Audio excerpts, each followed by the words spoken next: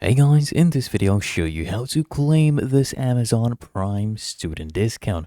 It's actually very easy. Just log into Amazon and then come at the top right, click on your profile name.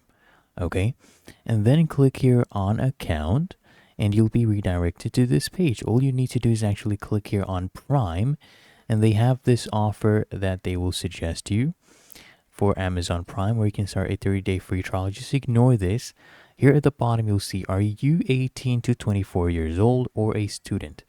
Okay, click on this and it will take you to this campaign right here. Now we need to verify for a Prime access. You need to verify yourself and you need to select a payment method. Okay, and proceed with this and you will be getting a 6-month free trial for $0. You just need to verify yourself. So if you found this helpful, make sure you smash that like button and subscribe to the channel.